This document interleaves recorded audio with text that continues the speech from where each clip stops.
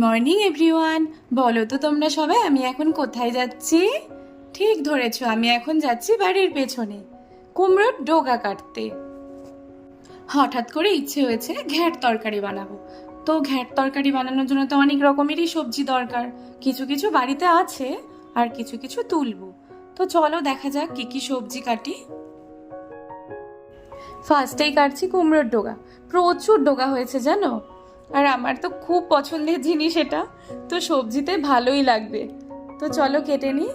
আর ফুলটা দেখেছো কি সুন্দর ফুটেছে কুমড়োর। একটা না গো, অনেকগুলোই আছে। আর এটা দেখে আমার মিষ্টি মায়ের কথা মনে পড়ে গেল। ও দেখলেই বলবে মা ফুল তোলো, আমি বড়া খাবো। তো আজকে আর আমি বড়া করব না, এমনি অনেক কিছুই রান্না হবে গো, তার জন্য আর ফুল তুলবো না, বড়া হবে না, নেক্সট কোনো দিন বানাবো। হ্যালো এভরিওয়ান, কেমন আছো তোমরা সবাই? আশা করছি তোমরা সবাই খুব ভালো আছো। আমি অনিন্দিতাস ব্লগে তোমাদের সবাইকে স্বাগত। আজ তো রবিবার, জানোই সবার ছুটির দিন। তো একটু দেরি করেই ঘুম থেকে উঠেছি আজকে। আজ আমি আর সকালে রুটি করব না জানো, একদম দুপুরের রান্না করতে চলে যাব। তো বরমশাই বাজারে গেছে, দেখা যাক কি নিয়ে আসে। তবে আমি মিক্স সবজি বানানোর জিনিসগুলো সব রেডি করে নিই। আর বলছি শোনো, কে কে কুমড়োর ডোগা খাবে অবশ্যই আমাদের বাড়িতে চলে এসো। প্রচুর ডোগা আছে, পুরো মোটা মোটা, দারুণ জানো। আর একটা পুঁই ডোগাও দেখতে পাচ্ছি গো, তুলে নি। আছে একটা না, আরো কয়েকটা আছে, তো একটা নিলেই হয়ে যাবে। বাড়িতেও আছে কিছু। আর ডাটা তুলে নিচ্ছি গো, কতগুলো তুলে নি। পেছনে দেখো কত পাট শাক হয়েছে। তো পাট শাক এখন আর তুলবো না। আগের দিন যে পাট শাক তোলা হয়েছিল ওগুলো এখনো প্যাকেট করা আছে জানো ফ্রিজে, এখনো করতে পারিনি। তো দেখো সব সবজি নিয়ে চলে এসেছি। আর মামি আজকে সবজি কাটছে, কি সুন্দর দেখো কেটে দিচ্ছে, অনেকটা হেল্প হবে আমার কাজে। আর দেখো কি নিয়ে এসছে বাজার থেকে, আবার মাটন নিয়ে এসছে। তো আমি প্রথমে বকবকি করলাম যে কালকেই মাটন হলো, আজকে আবার কেন? তখন বরমশাই বলল এটা পাঁঠার মাংস, আর এখানে না তেমন একটা পাঁঠা পাওয়া যায় না। কালকে যেটা এনেছিল না সেটা ছিল খাসির মাংস, আর আজকেরটা পাঁঠার মাংস। তো বরমশাই পাঁঠার মাংস খেতে ভীষণ ভালোবাসে গো, সেরকম তো পাওয়া যায় না এখানে, আজকে পেয়েছে তাই নিয়ে এসছে। অনেক দিন বাদে বাদে পাওয়া যায় জানো। আর নিয়ে এসছে বোয়াল মাছ। তো দেখি কি কি রান্না করি। তার আগে চলো ব্রেকফাস্ট সেরে নিই। আজকে নিয়েছি আম চিড়ে, আমার ভীষণ পছন্দের খাবার। আমি, বরমশাই, মা, মানে বেশিরভাগই আম চিড়ে খাবো। কেউ কেউ পছন্দ করে না, তারা খাবে ছাতু। তো চলো, এই দেখো আম দিয়ে ডাল হয়েছে আর মুসুর ডালও হয়েছে গো। এগুলো হয়ে গেছে, মুসুর ডালটা ফোড়ন দিলাম আর আম ডালটা আগেই হয়েছে। আর মাছগুলো ভেজে নিলাম। বোয়াল মাছে, বোয়াল মাছ করবো, অল্প করেই করব। বোয়াল মাছের জন্য আলু নিয়েছি, আলুগুলো জিরে ফোড়ন আর তেজপাতা শুকনো লঙ্কা ফোড়ন দিয়ে ভেজে নিচ্ছি। এইমাত্র মিষ্টি মায়ের দাদাভাই স্কুল থেকে ফোন করেছে, ওদের তো ভিজিট করে, হোম ভিজিট হয়। তো বলল আজকে আসবে, একটু বাদেই আসবে। তো ভাবছি এতদিন পর আসবে, তো না খাইয়ে পাঠাবো, তো মনটা কেমন একটা লাগছে। তাই দাদাভাইকে আমি ফোন করলাম, বললাম দাদাভাই অবশ্যই কিন্তু এখানে লাঞ্চটা করতেই হবে। তো দেখা যাক, আমি রান্নাগুলো না ফটাফট করে করছি যেন, বেশি তো টাইম নেই, অনেকটাই বেলা হয়ে গেছে। দাদাভাই বললো 12টা থেকে 12:30টার মধ্যেই ঢুকে পড়বে। ডাল তো হয়েই গেছে, আর এদিকে আমি মাটনটা কষিয়ে নিচ্ছি, আর একদিকে বোয়াল মাছটা হচ্ছে। বোয়াল মাছে আমি তো আলু ভেজে নিলাম, তোমরা দেখতেই পেলে। আর মশলা কষাচ্ছি, মশলা দিয়েছি হলো পেঁয়াজ রসুন আর আদা বাটা। তো ওটাও হয়ে যাবে এখনই, মাটনটাও হয়ে এসছে। আর দেখছি এখন মিক্স সবজিটা করা যায় কি না। দাদা ভাইরা আসার আগে অনেকটাই বেলা হয়ে গেছে, টাইম নেই বেশি। তো আমি এই দুটো করে মাকে বললাম তুমি সবজিটা করো, আমি ফটাফট স্নান সেরে নিই, পরে আর সময় পাবো না। দেখো মাছের ঝোল আমার হয়েই গেছে, মাটনটাও হয়ে এসছে। আর একদিকে আমি ফটাফট পটল আর বেগুন কেটে নিয়েছি। একটু ভাজা তো দিতে হবে ডালের সাথে, যদি সবজি না হয় তাও ভাজাটা হলে মোটামুটি চলে যাবে। তো ওটাই ভেজে দেবো। আর আমি চাটনি হবে গো, মাকে বললাম এই যে ভাজাটা করে নিচ্ছি, ভাজাটা করে মাকে দিয়ে বললাম যে তুমি এবার সবজিটা করে ফেলো আর আমি চাটনিটা করে ফেলো। আমি ফটাফট স্নানটা সেরে নিই আর বাবান সোনাকেও স্নান করিয়ে দিই। মিষ্টি মা তো একা একাই করে নেবে। আমের চাটনি হবে তো তাই ভাবছি আমটা একটু ভাপ দিয়ে জলটা ফেলে দিয়ে যাই। আর ওদিকে মা সবজিটা বসিয়ে দিয়েছে। মারাত্মক টক জানো আমগুলো, তো ভাপ দিয়ে জলটা ফেলে দিলে না একটু চিনিটাও কম লাগে। তো দেখো মা সবজিটা বসিয়ে দিচ্ছে। দাদা ভাইরা চলে এসছে গো, তো স্প্রাইটটা দিয়ে দিই। আর এদিকে ভাতটাও রেডি করে নিয়েছি, দেখো সবজিটা হয়নি জানো।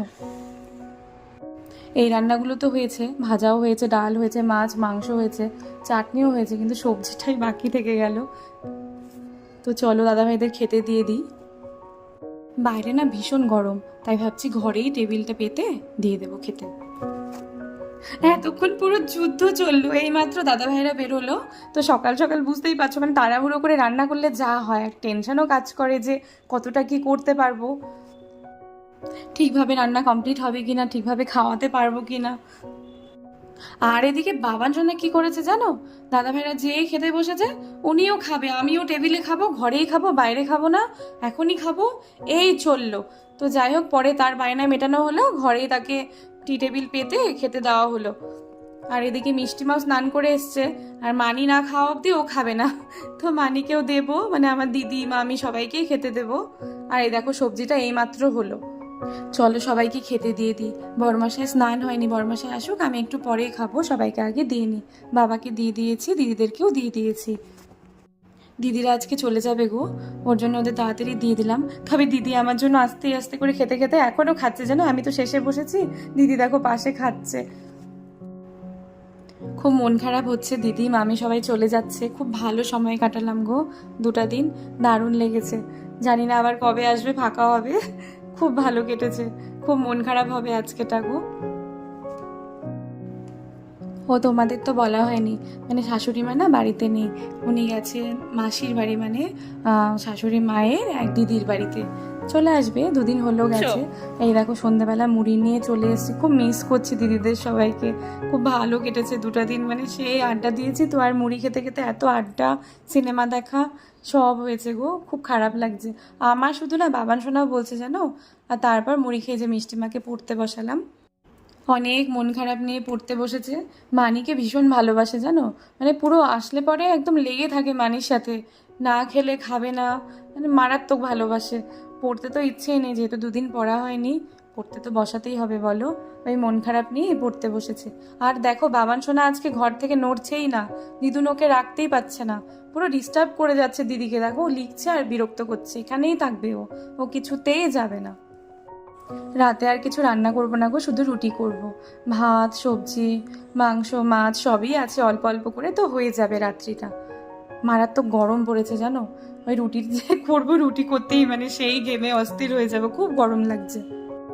তোমরা দেখলে মারাত্মক দুষ্টুমি করছে বাবান সোনা, মারাত্মক করছে, মানে এত ডিস্টার্ব করছে, কিছুতেই যাবে না ও পাশের ঘরে, মায়ের কাছে যাবেই না ও।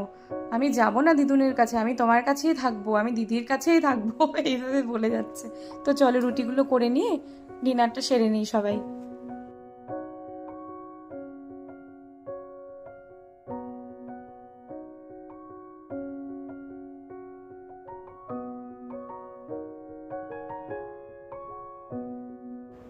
বাবা চলে এসছে, বাবাকে আর বর্মশাইকে আগে দিয়ে দেবো খেতে, তারপরে আমরা সবাই মিলে বসে পড়বো। এটা বড়মশাইয়ের আর একটা বাবার জন্য। বাবা বললো আর মাছ মাংস খাবে না রাতে, পরপর 2 দিন খেয়েছে তো, বলছে রাতটা না থাক, তুই প্লেন আমাকে নিরামিষই দে। তো ডাল আর সবজি দিয়েছি বাবাকে, আর বড়মশাইকে বোয়াল মাছের ঝোল আর সবজিটা দিয়েছি। গল্প বলছো, বলো। একটা বুড়ি ছিল, বুড়ি না পান্তা ভাত খাবো, পান্তা ভাত খাবো। একটা না বুড়ি ছিল, বুড়িটা না পান্তা ভাত খাবো, পান্তা ভাত খাবো, তারপর বুড়িটা পান্তা ভাত খাবো, পান্তা ভাত খাবো। তাই বলে?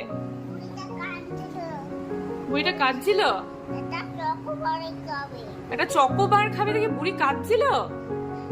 ও, এখানে বসে বলো ভালো করে, তারপর বুড়িটা না কান কান পান্তা ভাত, পান্তা ভাত খাবো, পান্তা ভাত খাবো, তাই বলছিল। একটা না বুড়ি।